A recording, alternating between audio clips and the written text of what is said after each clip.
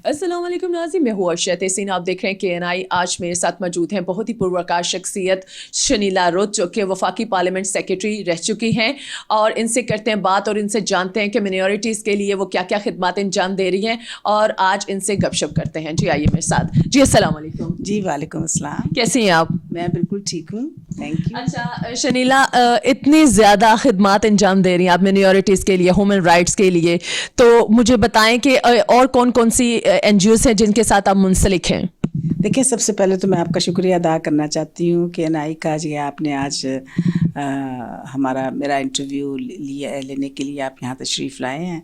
मैं तकरीबन 10 साल से पार्लियामेंट में हूँ। पहले मैं पंजाब में थी, पंजाब में मैं MPA थी फॉर 5 इयर्स। अब उसके बाद फिर मैं नेशनल असम्बली की मेंबर बनी, और उसके साथ साथ मैं फेडरल पार्लियामेंट्री सेक्रेटरी रही for interfaith harmony and religious affairs की जो मिनिस्ट्री है उसके साथ। और इसके साथ साथ उसके साथ साथ लॉ एंड जस्टिस और ह्यूमन राइट्स कमेटी और इंटरफेथ हार्मनी की कमेटीज़ की ऊपर भी उनकी भी मैं मेंबर रही, जो कि बहुत अहम स्टैंडिंग कमेटीज़ हैं।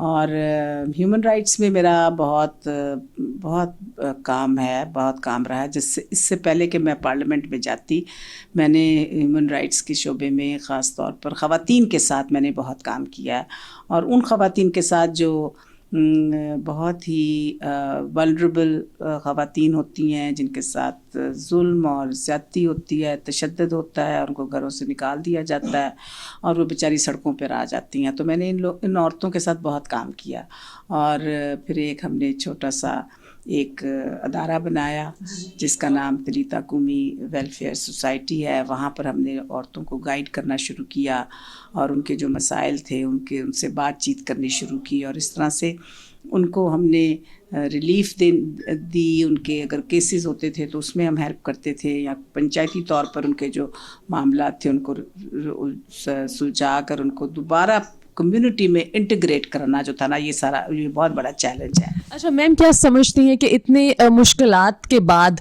आपने इतने लोगों के लिए काम किया, तो मुश्किलात का तो सामना रहा होगा। जाहिर है कि आपको पता है कि पाकिस्तान में किसी भी काम को, ख़ास तौर पर जो लोग दर्द दिल रखते हैं, उनके रास्ते में बहुत सी मुश्किलात हायल होती हैं, तो उनको कैसे फेस किया आपने? देखिए, एक औरत होने के नाते से, ख़ातून होने के नाते से, आपको पता है पाकिस्तान में जो औरत है उसके लिए बहुत मुश्किल है। लेकिन मैं खुदा के फजल से मुझे बहुत सपोर्ट रही। मेरे जो साथी थे उन्होंने मुझे बड़ा सपोर्ट किया, मेरी फैमिली ने मुझे बहुत सपोर्ट किया, मेरे चर्च ने मुझे बहुत सपोर्ट किया, फिर पार्टी ने मुझे बहुत सपोर्ट किया। सो मुझे उस तरीके से तो प्रॉब्लम्स नहीं हुई, लेकिन आप समझ सकती हैं कि जब आप कोई भी इस किस्म के चैलेंजेस को लेके चलते हैं जो कि नॉर्म्स से हटकर होते हैं, तो उसमें फिर इश्यूज़ तो बहुत आते हैं। और क्योंकि मैं ह्यूमन राइट्स का काम कर रही थी और ख़वातीन के लिए काम कर रही थी, तो बहुत मुश्किल आती थी, लेकिन मैंने उसका मुकाबला किया और मैं लगी रही और करती रही। फिर मैं सियासत में आई, तो सियासत में भी बहुत मुश्किलात थी। सियासत it was not an easy task, it was an uphill task. अच्छा, सियासत में कौन सी मुश्किलात रही आपको, ज़रा उनका जिक्र करते हैं व्यूवर्स, ताकि जान सके कि वुमेन्स को सियासत में आके कौन सी मुश्किलात का सामना करना पड़ता है। मैं सियासत में 2009 में मैंने PTI ज्वाइन की। एक्टिव सियासत में मैं जब आई, तो जाहिर है मैं मर्दों के साथ मेरा मुकाबला था, और मर्द जो हैं उनकी एक आप समझ लें कि एक मेंटालिटी होती है कि वो पसंद नहीं करते कि ख़वातीन की लीडरशिप में वो आगे बढ़ें। लेकिन मैंने अपनी पार्टी में बहुत काम किया, बड़ी लगन से किया, और मैंने कभी ये सोचा नहीं था कि मैंने बनूंगी MPA बनूंगी। लेकिन मैं इस नज़रिए से आई थी पार्टी में कि मैं इमरान खान की सिपाही बनूंगी, उसकी साथी बनूंगी, और उसको माइनॉरिटीज़ को इंट्रोड्यूस कराऊंगी PTI में। और जब मैंने एक बहुत बड़ा जलसा कराया था 2011 में ग्रीन टाउन में, जिसमें खान साहब आए थे, और उसके बाद मेरे ऊपर एक अटैक हुआ, बहुत बड़ा अटैक हुआ। मुझे घर की छत से फेंका गया। मेरे मसल्ला अफराद थे जो मेरी छत पे छुपे हुए थे, और उन्होंने मुझे मेरे घर की छत से फेंका। और उस वक़्त तो खैर मैं काफ़ी 1 साल मैं अपना ये बाजू नहीं हिला सकती थी, मेरी कमर में बहुत चोट लगी, اور یہ ایک بہت بڑا مجھے ہوا، لیکن میں نے اپنے ارادوں میں اور اپنے اس میں لگی رہی. اچھا، اس حادثے کے بعد عزائم میں کمی آئی؟ کوئی ڈر خوف ہوا کہ میری زندگی کو خطرہ ہو گیا سیاست میں آنے کے بعد؟ دیکھیے مجھے لوگوں نے ڈرایا تو بہت تھا، لیکن میں ڈری ڈری کوئی نہیں.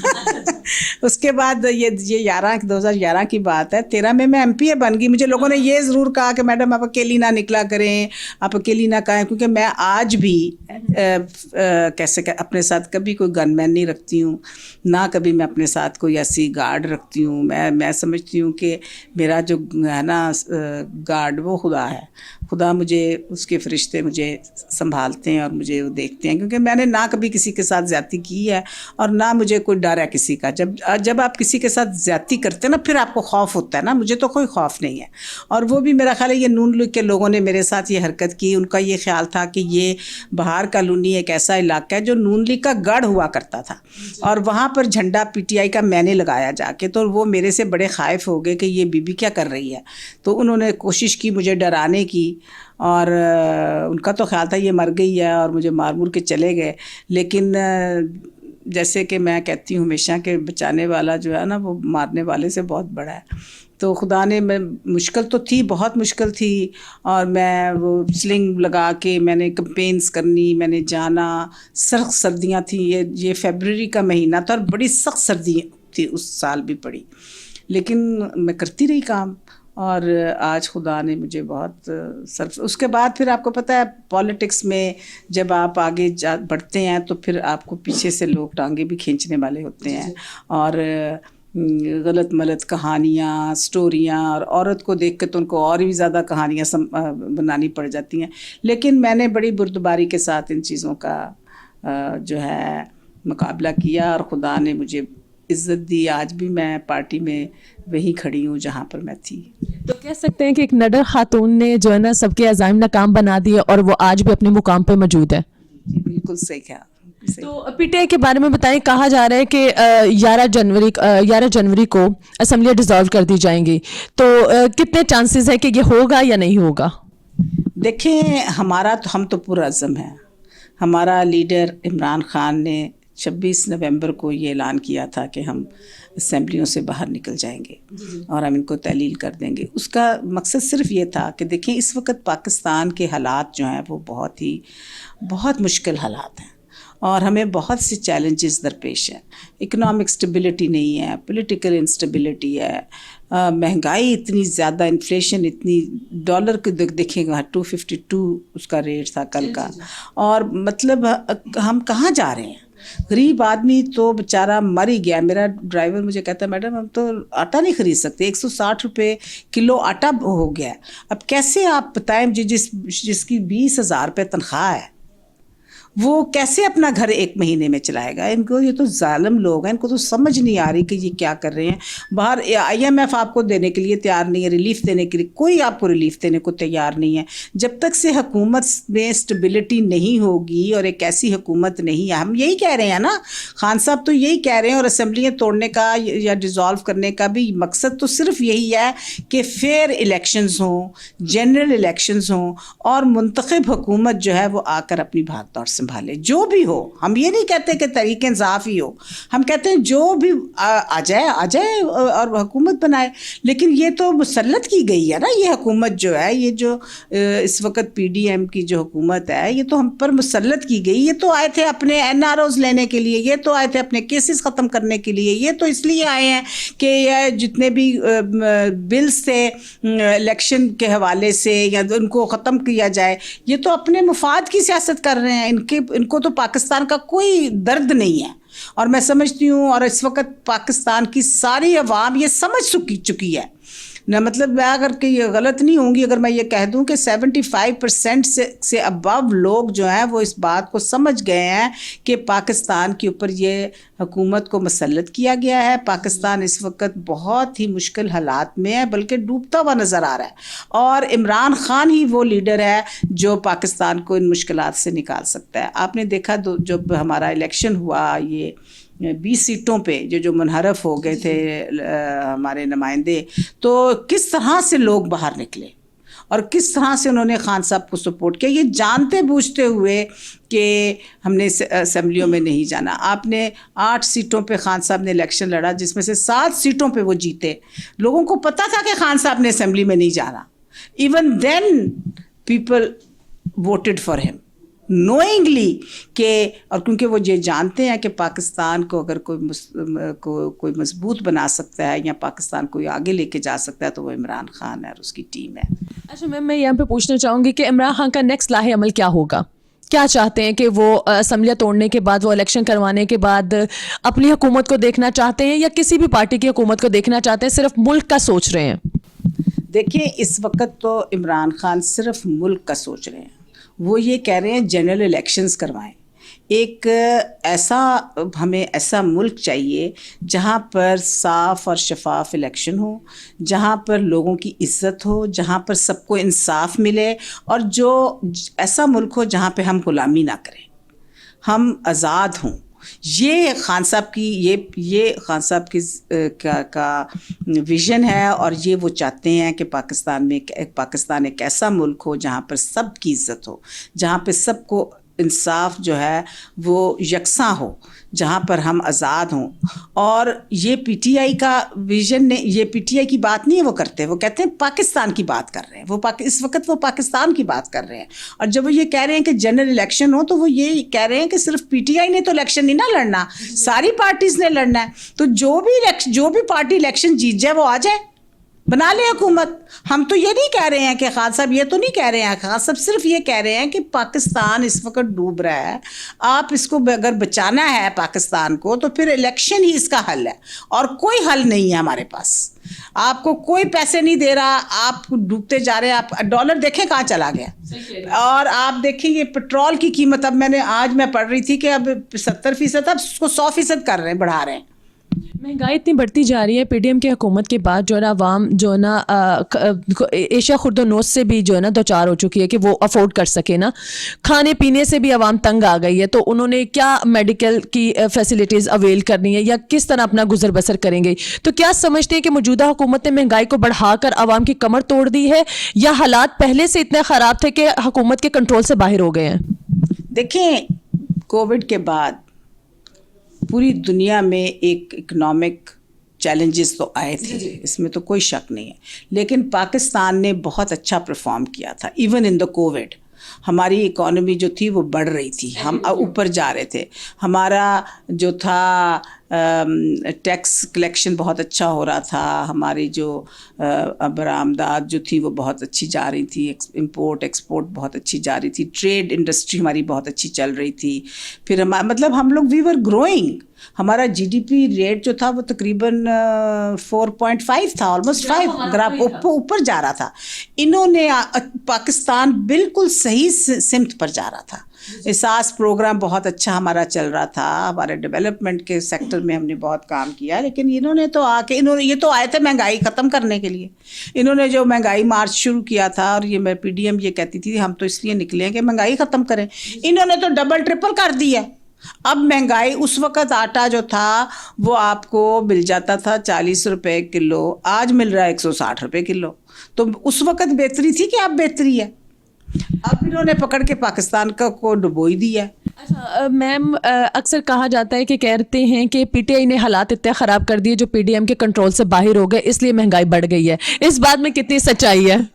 دیکھیں یہ تو آپ کو بھی پتہ ہونا چاہیے, 30 سال تو حکومت انہوں نے کی ہے. 30-35 سال سے یہ 2 پارٹیاں ہی حکومت میں تھی نا, یا پیپلز پارٹی تھی تو یا نون لیگ تھی, اور پنجاب میں تو نون لیگ کی حکومت تھی. سارا پیسہ تو یہ لٹا کے یہاں سے لے گئے, اور جا کے باہر انہوں نے اپنی جائیدادیں بنا لی, اپنے بچوں کی جائیدادیں بنا لی. پاکستان کو تو کھوکھلا اور کنگلا تو یہ کر کے گئے تھے. ہم نے تو بڑی مشکل سے اکانومی کو سمیٹا تھا. جب ہماری حکومت آئی تھی, جب عمران خان وزیر اعظم بنے, اس وقت ہمارے پاس صرف 2 ہفتے کے ریزروز تھے. We did not have the money at that time also. لیکن خان صاحب نے بڑی حکمت عملی کے ساتھ اپنی دوستوں کو, اپنے 2 دوست ممالک کو ملا کر ادھر ادھر سے کر کے اپنے آپ کو سٹیبل کیا تھا. ہم نے تو بلکہ بچائی ہے، یہ اکانومی کو بچایا تھا. اس وقت حالات بڑے خراب تھے، لیکن اس وقت تو حالات ٹھیک تھے جب ہم نے چھوڑی ہے. اب جب چھوڑی ہے تو انہوں نے پکڑ کے ان کا بیڑا غرق کر دیا. جی تو ناظرین، بریک کے بعد دوبارہ حاضر ہوں گے آپ کی خدمت میں. چلتے ہیں بریک کی طرف.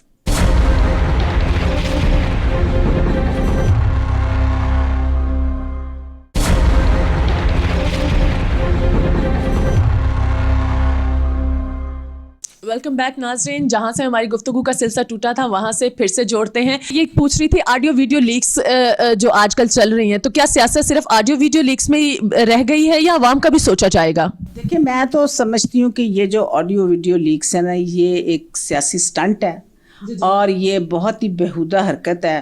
اس چیز کے اوپر بین ہونا چاہیے، اس کو بین کرنا چاہیے. اس سے ہم اپنے نوجوان نسل کے لیے بہت غلط جو ہے نا وہ تاثرات جو ہے نا وہ چھوڑ رہے ہیں. اور اس میں ان آڈیو ویڈیو لیکس میں کوئی حقیقت نہیں ہے، سب جھوٹ ہے.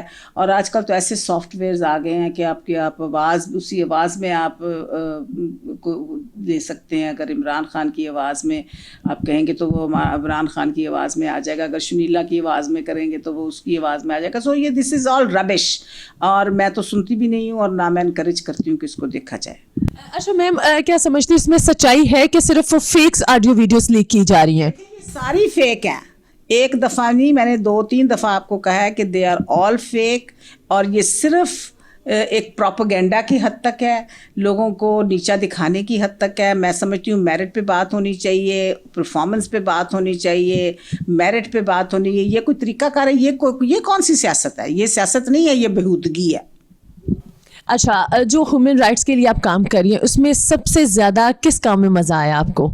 کوئی ایسی بات جو آپ ویور سے شیئر کرنا چاہیں کہ وہ ایک کیس ایسا تھا کہ جس کو ہینڈل کر کے مجھے مزہ آیا، مشکلات کا بھی سامنا رہا، لیکن پھر بھی آپ نے ہمت نہ ہاری اور اس کو پورا کیا؟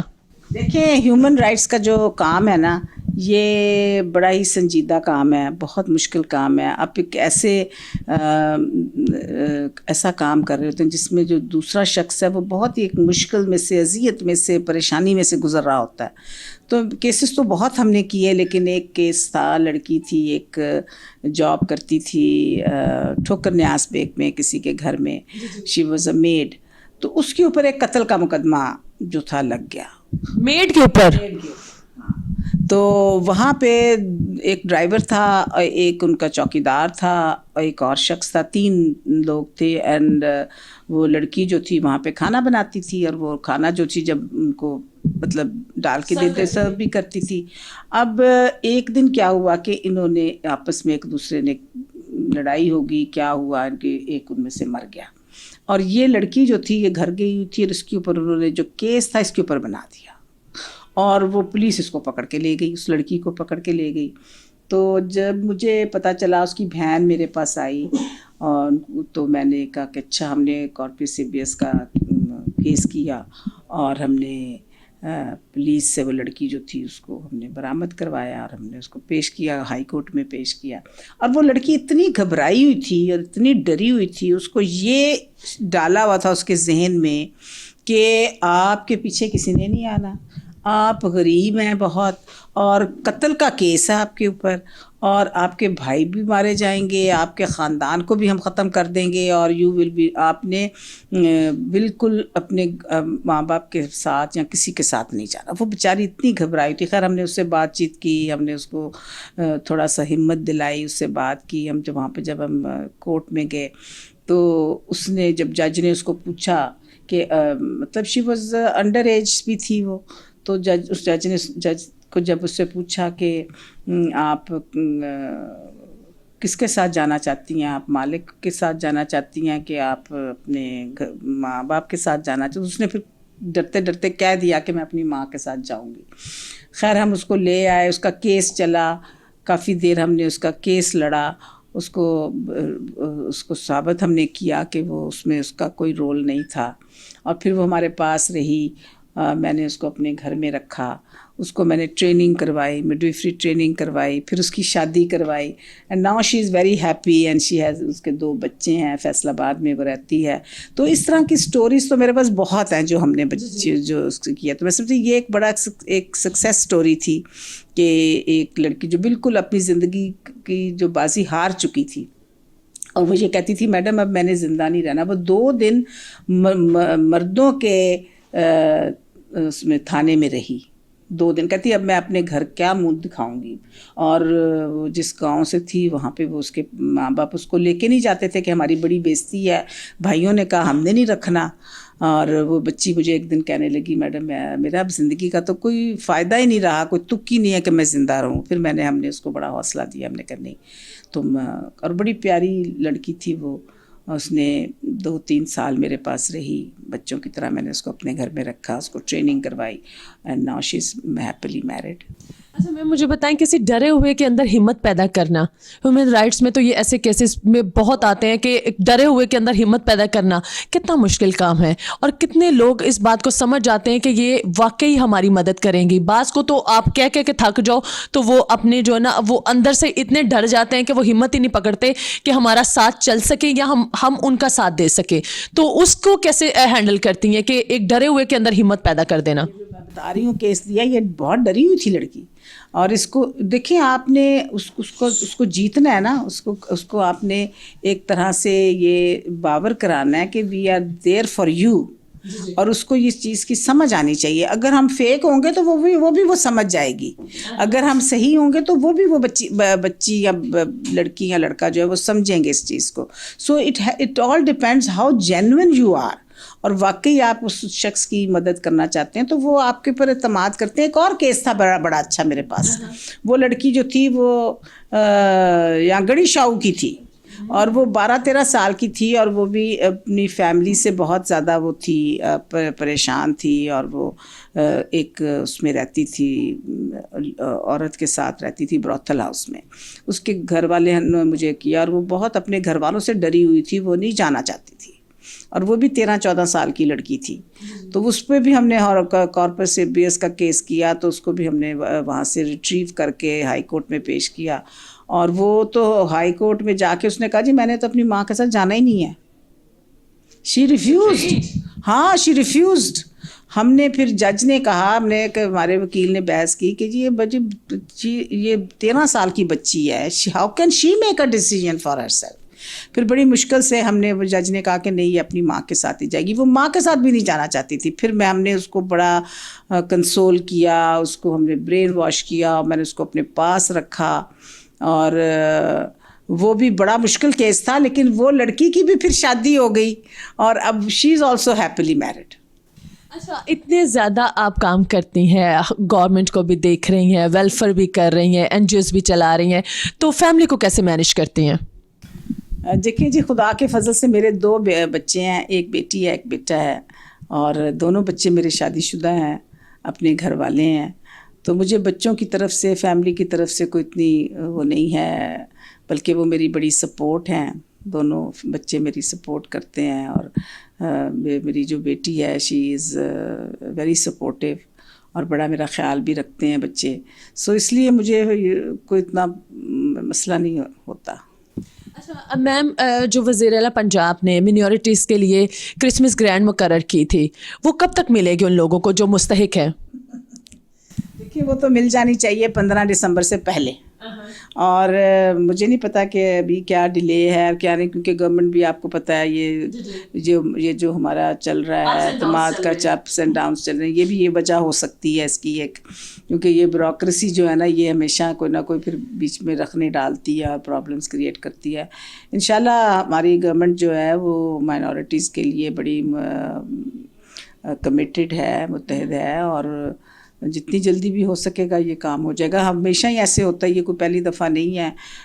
جب میں پی اے تھی تو اس وقت ایسٹر پہ ملا کرتے تھے, ہم نے تو پھر دسمبر میں دینے شروع کر دیے جب سے ہماری حکومت ہے. تو ایسٹر کے موقع پہ یہ فنڈز جو تھے ملا کرتے تھے, لیکن ہماری حکومت نے پچھلے سال بھی بڑے ٹائملی دے دیے تھے, اور اب بھی انشاءاللہ ایسے ہی ہوگا. اچھا, اور کون کون سے ایسے وہ گرانٹس ہیں جو منورٹی کے لیے مقرر کی گئی ہیں آپ کی حکومت کی طرف سے, وہ بتانا چاہیں گے ویورز کو, تاکہ جن کو آگاہی نہیں ہے ان کو آگاہی مل سکے؟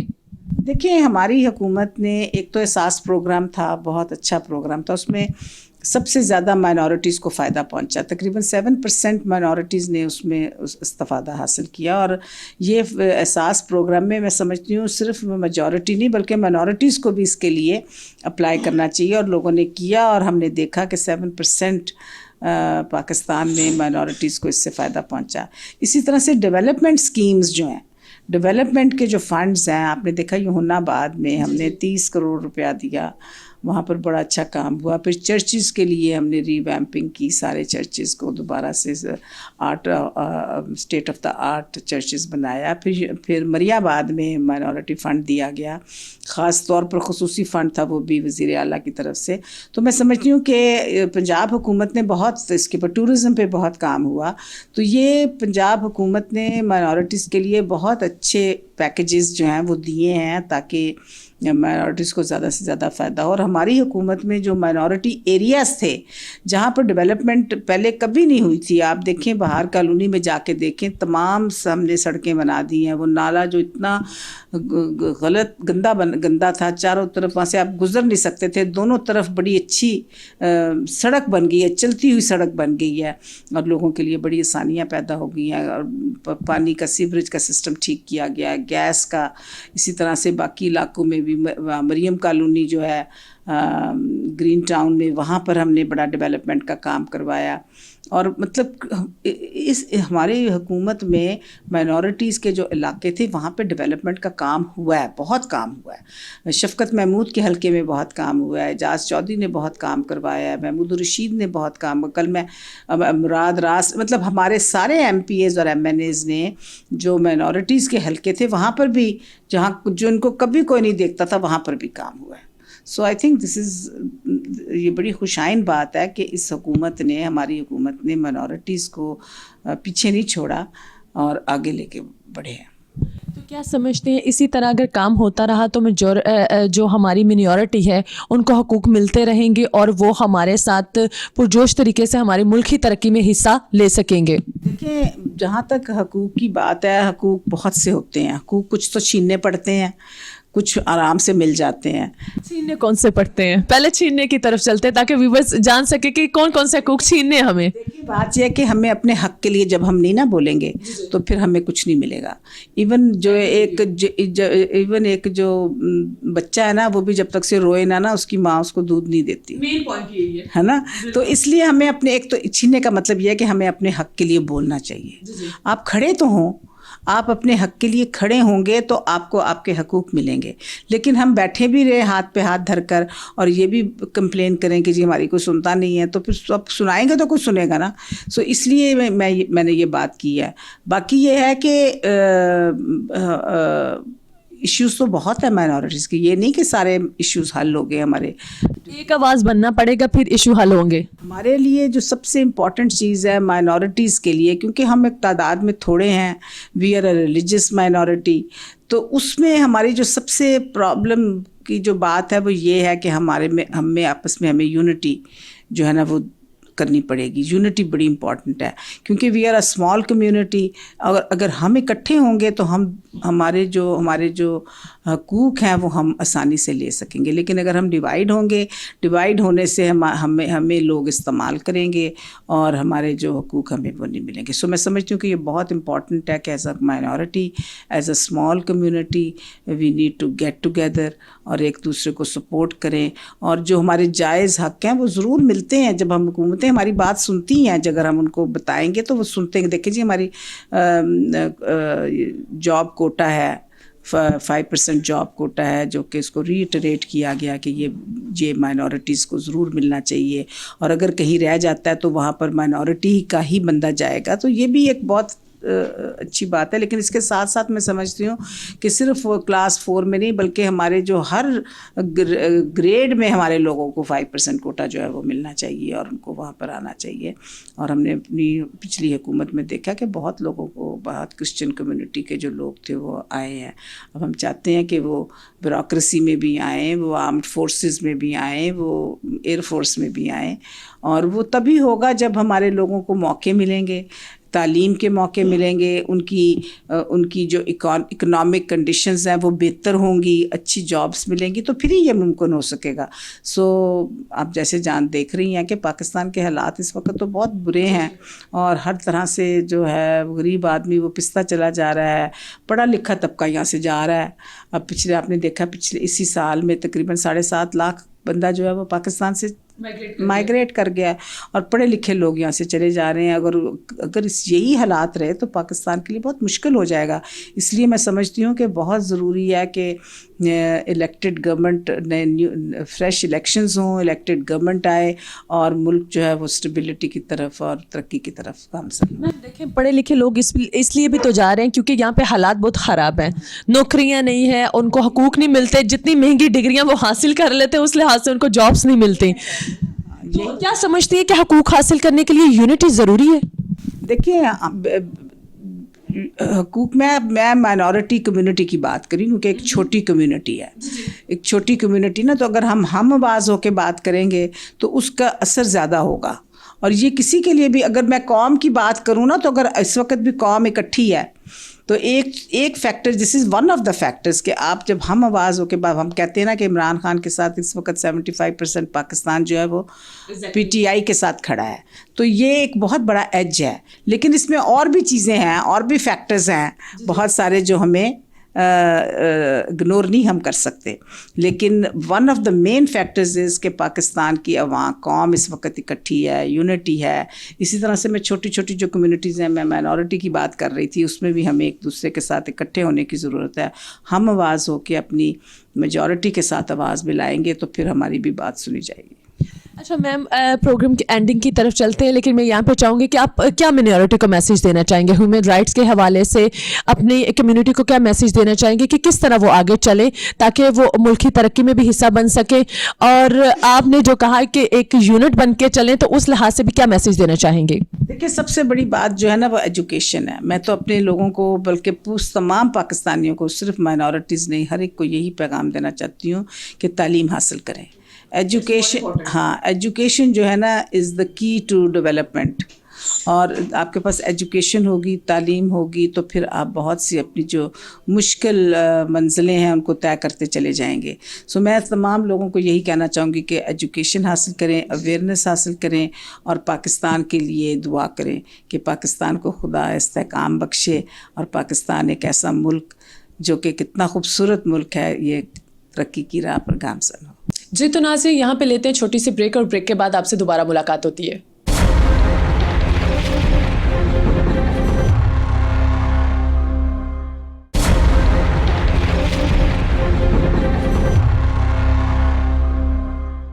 ویلکم بیک ناظرین, گفتگو کا آغاز دوبارہ سے کرتے ہیں. جی مجھے یہ بتائیں کہ میم آج کل جو بل زیادہ آ رہے ہیں, نہ گیس آ رہی ہے نہ بجلی آ رہی ہے, تو اس کے بارے میں کیا کہیں گے؟ موجودہ حکومت کیا سب کچھ کھا گئی ہے؟ مجھے کیا پوچھتی ہیں, آج ہمارے گھر میں نہ بجلی تھی, صبح 3 بجے سے بجلی نہیں آئی, اور بجلی نہیں تھی تو پانی بھی نہیں تھا, اور بڑے مشکل حالات سے میں پتہ نہیں کیسے تیار شیار ہو کر تو میں آئی ہوں. یہ دیکھیے یہ گھر گھر کی کہانی ہے. لوگوں کے چولہے نہیں جل رہے, سخت سردی پڑ رہی ہے, لوگ بیچارے جو ہیں وہ اپنا کھانا نہیں بنا سکتے, بچے اسکول نہیں جا سکتے.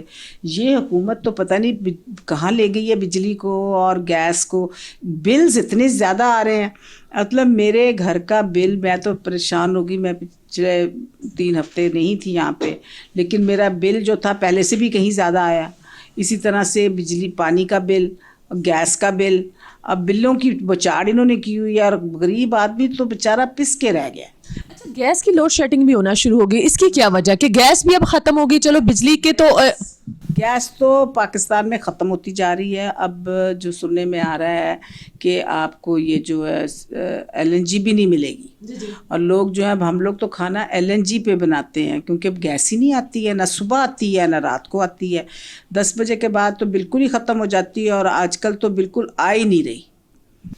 جو غریب آدمی 20,000 کماتا ہے, ٹھیک ہے, اس کو 30-40 ہزار بل آ جاتا ہے, تو وہ کس طرح مینیج کرے گا؟ آپ مجھے یہ بتائیں کہ موجودہ حکومت نے کیا اس طرف توجہ دینا ہی نہیں چاہتے, یا صرف سیٹ کے لالچ میں, اقتدار کے لالچ میں بیٹھے ہوئے ہیں کہ ہم سیٹ سے نہیں اٹھیں گے چاہے عوام کا جنازہ کیوں نہ نکل جائے؟ دیکھیں بات یہ ہے کہ یہی تو ہم کہہ رہے ہیں, ہم عمران خان یہی تو چیخ چیخ کر کہہ رہے ہیں کہ آپ گھر جاؤ, آپ سے حکومت نہیں سنبھالی جا رہی, لوگ پستے جا رہے ہیں, بجلی کے بلز اتنے آ رہے ہیں, لوگوں کے لیے خورد و نوش کی اشیاء جو ہے وہ ان کی پہنچ سے باہر ہو گئی ہیں, اور اگر یہ اس طرح سے چلے گا تو کام نہیں چل سکتا, بہت مشکل حالات ہیں. لوگ جو ہیں بیچارے اپنے بچوں کو مار رہے ہیں, مار کے پھینک رہے ہیں ادھر ادھر, ان کو سمجھ نہیں آ رہی کہ یہ کر کیا رہے ہیں. اور اگر جب تک سے یہ اس کو کنٹرول نہیں کریں گے یہ ایسے نہیں چلے گا. عام آدمی جو ہے وہ تو ایک دوسرے کو مارنے کو پڑ رہے ہیں, کیونکہ گھر میں جب روٹی نہیں ہوگی, آٹا نہیں ہوگا, بچے روئیں گے. ابھی میں پچھلے دنوں میں کچھ پڑھ رہی تھی کہ ایک آدمی نے اپنی 3 بیٹیوں کو مار دیا, بیوی کو بھی مار دیا, صرف اس لیے کہ گھر میں کھانے کو کچھ نہیں تھا. تو یہ ان کو سمجھ ہی نہیں آ رہی, یہ صرف اپنی جو ہے ان کے اپنے جو مفادات ہیں اس کی یہ کر رہے ہیں سیاست, اس پہ یہ سیاست کر رہے ہیں اپنے NROs پہ. اور جو وہ بلز جو ان کے جو معاف کرانے تھے, انہوں نے اپنے مقدمے جو معاف کرانے تھے وہ انہوں نے اپنے معاف کرا لیے ہیں.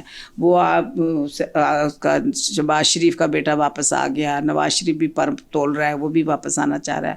صرف یہ ان کے اپنے کیسز کو ختم کرانے کے لیے 16 کیسز ان کے اوپر تھے. جب یہ 16 کیسز تھے وزیر اعظم کے اوپر, PDM کا جو وزیر اعظم ہے شہباز شریف, اس کے اوپر جب اس نے حلف اٹھایا, اور یہ تو ان کے حالات ہیں. مجھے بتائیں کہ لوگ عام آدمی کے لیے کتنا مشکل ہو گیا, اب سروائیو کرنا, زندہ رہنا مشکل ہو گیا. اور ہم اسی لیے چیخ کے ان کو کہہ رہے ہیں کہ اب جاؤ الیکشن کراؤ, اور ورنہ ہمیں کیا ضرورت ہے, اگر ملک میں سکون ہو تو ہمیں کیا ضرورت ہے کہنے کی. اس وقت صرف عمران خان نہیں یہ کہہ رہا, پورا پاکستان کہہ رہا ہے. عوام کی آواز جو ہوتی ہے نا, جو انسانوں کی, لوگوں کی جو آواز ہوتی ہے, عوام کی جو آواز ہوتی ہے, یہ خدا کی آواز ہوتی ہے. Common man's voice is God's voice. یہ ان کو خدا کی آواز نہیں سمجھ آ رہی.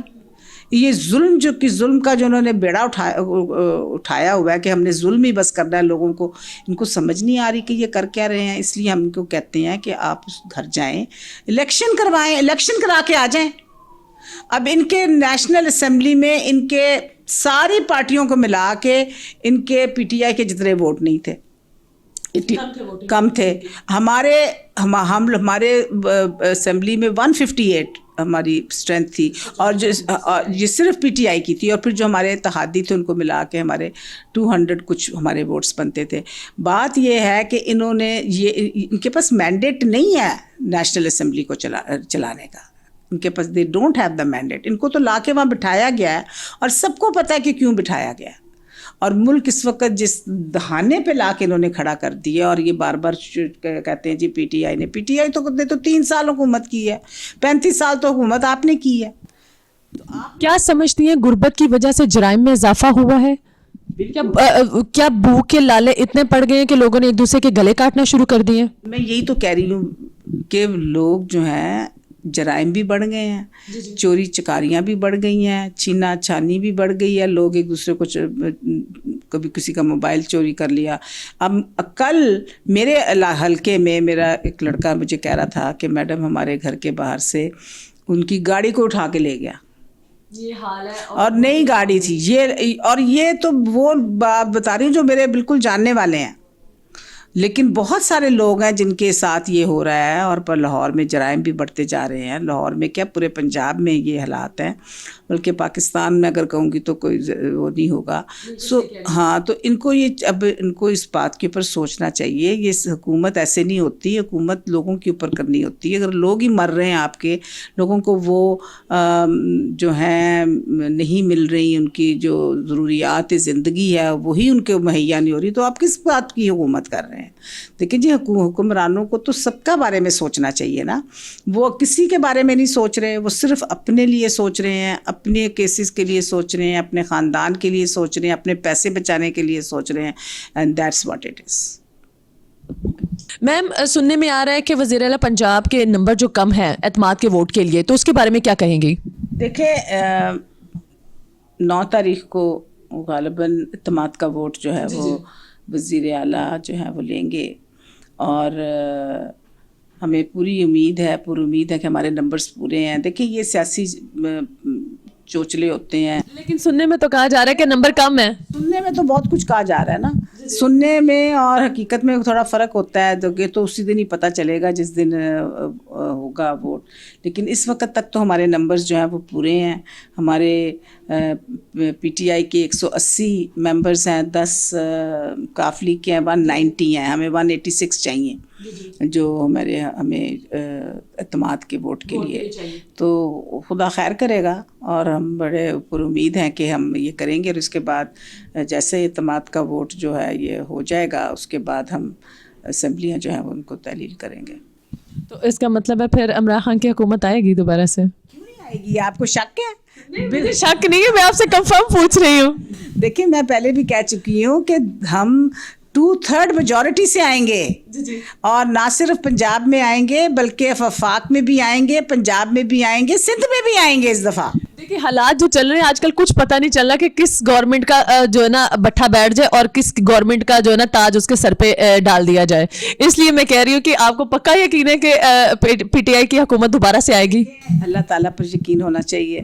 और दूसरा, मैंने आपको कहा कि अवाम की आवाज़ जो होती है वो खुदा की आवाज़ होती है। और अगर ये जो अवाम की आवाज़ और ख़ुदा की आवाज़ को मिला के देखें तो देखिए ये हुकूमतें तो आती हैं खुदा ताला की मर्ज़ी से आती हैं, जिसको इज़्ज़त वो दे। लेकिन क्योंकि हम सब सियासी लोग हैं, हम सियासत कर रहे हैं और हम अवाम के साथ, अवाम की जो राय होती है वो बड़ी मुकद्दम होती है, उसको आप इग्नोर नहीं कर सकते। ये बहुत बड़ा फैक्टर है।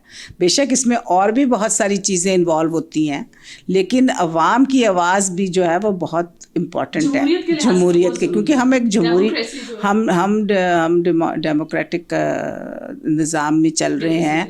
और अगर हमने डेमोक्रेसी के साथ चलना है तो फिर हमने अवाम को, जमहूर को और फिर आइन को, इन दो चीज़ों को हम इग्नोर नहीं कर सकते। दूसरी बात यह है कि मैं समझती हूँ कि इस वक्त पूरी कौम मुत्तहिद है, इमरान खान के पीछे खड़ी है और इमरान खान को वो देखना चाहते हैं कि वो वज़ीर आज़म आए। बाकी मैं बड़ी पुरुमीद हूँ खुदा के घर में कि इमरान खान एक ऐसा सच्चा खरा लीडर है। उसके ऊपर इन्होंने कितनी कोशिश की है कि कोई ना कोई करप्शन का केस लगाएं, लेकिन इनको कुछ नहीं मिला। इन्होंने हर तरह से उसको करने की कोशिश की है, हर ख़राब कर, लेकिन खुदा जिसके साथ होता है ना उसको कोई नहीं, उसको मारने की कोशिश की, उसके ऊपर 3 तरफ से फायरिंग करवाई गई, उसको उन्होंने इसके ऊपर उन्होंने बहुत सारी लीक्स निकाली, कोई वीडियो लीक निकाल रहे हैं, कभी कोई लीक निकाल रहे हैं, कभी कुछ कर रहे हैं, कभी हैं तो लेकिन मेरा ईमान है कि इतनी मुश्किलात, कभी उसका जहाज़ जो है उसमें कोई प्रॉब्लम आ जाती है, कभी गाड़ी को आग लग जाती है, कभी कुछ होता है, लेकिन खुदा उसको बचा रहा है ना। और क्यों बचा रहा है? उसका कोई मकसद है। समझना चाहिए कि क्या मकसद है, क्यों खुदा उसके साथ है। मैं आपको बार बार ये कह रही हूँ कि इमरान खान के साथ जो सबसे बड़ी ताकत है इस वक्त वो खुदा की ताकत है और उसके बाद अवाम की ताकत है। और ये 2 बड़ी ताकतें जो है ये हालात को बेहतर टर्न कर सकते हैं। सो हम पूरी उम्मीद है कि अगला इलेक्शन जो है वो पीटीआई का इलेक्शन होगा। इमरान खान 2/2 वोटों से दोबारा वज़ीर आज़म बनेंगे और हुकूमत जो है उसके हाथ में आएगी, क्योंकि पाकिस्तान को इस वक्त एक ऐसे लीडर की ज़रूरत है जो सच्चा लीडर हो और ईमानदार हो। ये तो सारे लुटेरे हैं, चोर हैं, डाकू हैं, इन्होंने तो मुल्क को लूट लिया। अब तो बच्चे को इस बात का पता चल गया कि किसने पाकिस्तान को इस नहज पे ला के खड़ा करने में किन लोगों का हाथ है। ये सबको पता है, मुझे बताने की ज़रूरत नहीं है। Everything is very clear. सो मेरा ख़्याल है कि अब हमें क्या करना है, हमें दुआ करनी है, अल्लाह ताला से ये मांगना है कि खुदा हमें एक ऐसा लीडर दे इमरान खान की शक्ल में जो पाकिस्तान को आगे लेके बढ़े। अच्छा, मैम यहाँ पे छोटा सा सवाल करना चाहूँगी कि सियासत ज़रूरी है कि आइन की बालादस्ती ज़रूरी है? देखिए, सियासत अपनी जगह है, आइन की बालादस्ती जो है ये बहुत इम्पोर्टेंट है। नहीं, दोनों में से जरूरी क्या है? नहीं, आप क्या समझती हैं कि सियासत उसको आप जोड़ ही नहीं सकती हैं? सियासत तो एक फ़र्क चीज़ है ना। आइन की बालादस्ती होनी चाहिए और सियासतदानों को इसको इम्प्लीमेंट करना चाहिए। मेन पॉइंट मेरा यही था कि सियासतदानों को इस पे जो इसके अहकामात हैं उसको पूरा करना चाहिए। आइन की बालादस्ती सबसे पहली होनी चाहिए। आइन की बालादस्ती बहुत इंपॉर्टेंट है। दैट इज़ द आइन है ना आपका मेन है। और जो हमारे पॉलिटिशियंस हैं या पार्लियामेंटेरियंस कह लें या हमारी लीडरशिप को कह लें, जो डेमोक्रेसी में जो हमारी लीडरशिप आती है, हुक्मरान है, उनको ये चाहिए कि आइन की जो है ना पासदारी करें, और आइन की पासदारी करेंगे तो फिर ही हम आगे बढ़ सकते हैं। Thank you very much ji, thank you जी। तो नाज़रीन, उम्मीद करती हूँ आपको आज का प्रोग्राम बहुत पसंद आया होगा। एक नए प्रोग्राम के साथ आपसे दोबारा मुलाकात होगी। तब तक के लिए मुझे दीजिए इजाज़त। अल्लाह हाफिज़।